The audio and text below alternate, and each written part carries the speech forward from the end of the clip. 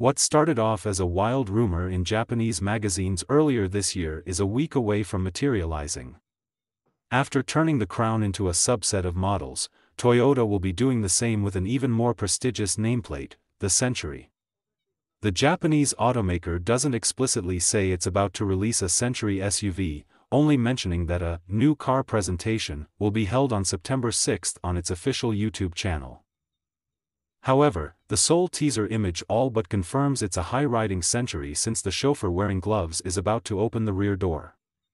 The traditional sedan, which has been largely sold only in Japan, has always been a chauffeur-driven vehicle, so Toyota wants to maintain the tradition with its SUV counterpart. The preview strongly suggests the vehicle has a tall body with a tailgate instead of the saloon's trunk lid. This isn't the first teaser, as Toyota originally provided a glimpse of the Century on stilts in the second half of June during the premiere of its Alphard and Velfire minivans. Details are not available, but we've been hearing some interesting rumors about how the SUV won't be mechanically related to the namesake sedan. Instead, it might be an ultra-posh variant of the Grand Highlander, stretched to about 205 inches long. Power for Japan's Cullinan is said to come from a plug-in hybrid setup borrowed from the Lexus TX 550h.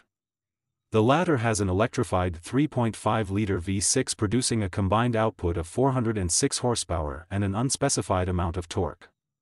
As a refresher, the Century sedan is sold with a V8 while its predecessor had a mighty V12, the only Toyota production car with a 12-cylinder engine. The Century SUV is said to be significantly more expensive than the Land Cruiser, but it will still undercut the sedan. We're hearing Toyota intends to sell it exclusively with two-row seating, and unlike the Japan-only sedan, there could be plans to export the model.